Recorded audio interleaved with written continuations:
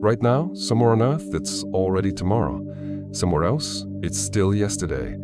And in one particular spot, the clocks are set a full 45 minutes off from their neighbors, for no reason that has anything to do with the actual position of the sun. Time zones feel like a basic, simple fact of life, but the real story behind them is far stranger than most people realize. Some countries span thousands of miles and use just one single time zone. Others are barely a few hundred miles wide and stubbornly insist on their own unique time, sometimes off by odd increments like 30 or 45 minutes instead of a clean, even hour. Today, we're digging into why time zones exist and why some of them are genuinely bizarre. For most of human history, time zones simply didn't exist because they genuinely weren't needed. Every town and city set its own local time based directly on the sun, with noon defined as the exact moment the sun reached its highest point in the sky above that specific location. This worked perfectly fine for thousands of years, since most people never traveled far enough, fast enough for the tiny differences in local solar time between neighboring towns to actually matter in any practical sense. A few minutes of difference between towns just down the road was simply irrelevant. But then, in the 19th century, railroads changed absolutely everything. Trains could now travel across vast distances in mere hours, passing through dozens of towns that each stubbornly kept their own slightly different local solar time, creating a genuinely chaotic scheduling nightmare for anyone trying to coordinate train timetables across an entire region. In the United States alone, by the 1860s, there were reportedly over 300 different local time standards in use simultaneously across the country, and railroad companies eventually had to publish enormous, complicated guidebooks just to help passengers and station masters figure out what time it actually was at any given station along their route. The solution that eventually emerged was the standard time zone system, dividing the entire globe into 24 roughly equal segments, each one corresponding to a 1-hour difference, based on the simple fact that the Earth rotates a full 360 degrees every 24 hours, or about 15 degrees per hour. In 1884, representatives from 25 different countries gathered in Washington, D.C., for the International Meridian Conference, where they formally agreed to establish Greenwich, England, as the official starting point, or prime meridian, from which all the world's standardized time zones would be measured going forward. This wasn't a purely scientific or arbitrary decision.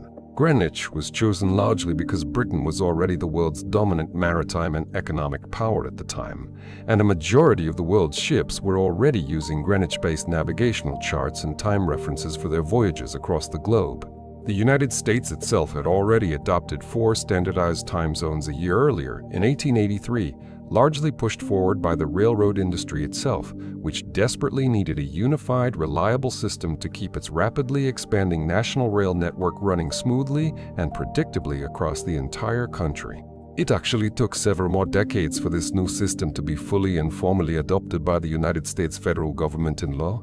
The Standard Time Act wasn't officially passed until 1918, even though railroads and most major American cities had effectively already been using these standardized time zones voluntarily for several decades beforehand.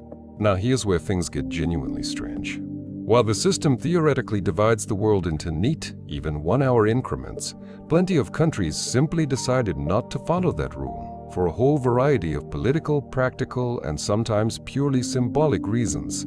China, despite spanning a geographic distance wide enough to naturally justify 5 separate time zones, uses just one single standardized time for the entire country, called Beijing time.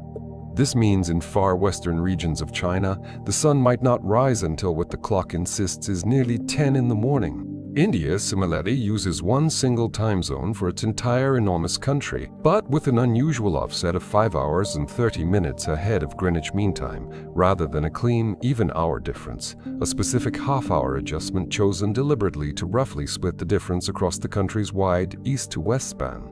Nepal goes even further, sitting at a highly unusual offset of 5 hours and 45 minutes ahead of Greenwich, reportedly chosen specifically to be distinctly different from neighboring India's time zone, asserting a small but symbolically meaningful note of national independence and distinction. And then there's the Chatham Islands, a small New Zealand territory that sits 45 minutes ahead of mainland New Zealand time, making it one of the very first places on Earth to welcome each new day, and one of just a tiny handful of inhabited places anywhere using a 45-minute offset at all. Closely related to time zones is another genuinely controversial practice: daylight saving time, the twice-yearly ritual of shifting clocks forward in spring and backward again in fall. The basic idea is to shift an extra hour of daylight into the evening during the warmer summer months when people are naturally more active outdoors.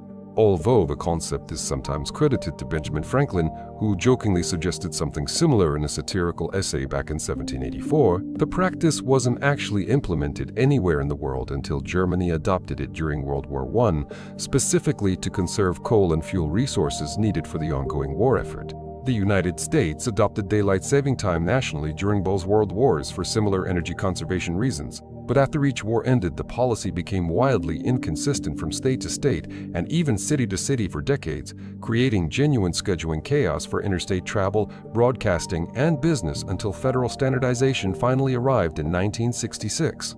Today, daylight saving time remains genuinely controversial. Research on its actual energy-saving benefits is decidedly mixed, and several studies have linked the abrupt biannual time changes to measurable short-term increases in traffic accidents, workplace injuries, and even heart attacks during the first few days immediately following each seasonal time shift. Then there's the international dateline, an imaginary boundary running roughly, though not perfectly, along the 180-degree meridian directly opposite Greenwich, where crossing from one side to the other means either gaining or losing an entire calendar day, depending on which direction you happen to be traveling.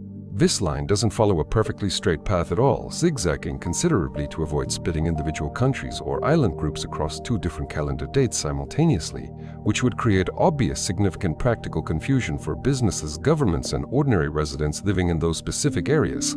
In 2011, the island nation of Samoa actually made the remarkable decision to officially skip an entire calendar day altogether, jumping directly from December 29th straight to December 31st, specifically in order to shift itself onto the same side of the dateline as its major trading partners, Australia and New Zealand. This single decision meant that residents of Samoa technically experienced a year with only 364 days total, and for that one specific calendar transition, Samoa and neighboring American Samoa, located just a few miles away, ended up an astonishing 24 hours apart from each other despite practically being neighbors. In recent years, momentum has genuinely grown in the United States toward eliminating the twice-yearly time change altogether and simply picking one time permanently, year-round. Several individual states have already passed legislation expressing their intent to do exactly this, pending the necessary federal approval to actually move forward. The debate now centers mainly on which option to choose permanently, either standard time or daylight saving time, with sleep researchers and health experts strongly favoring standard time specifically because it better aligns with the human body's natural internal biological clock throughout the entire year. So the next time you adjust your watch while crossing a state line or grumble about losing an hour of sleep every spring, remember that the entire system you're navigating is a surprisingly recent, occasionally arbitrary, and genuinely fascinating human invention, built piece by piece to solve very real practical problems.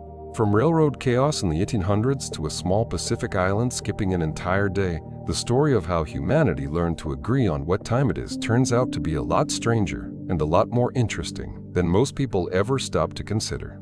If you enjoyed this, subscribe, because next week we're exploring why American money is all the exact same shade of green.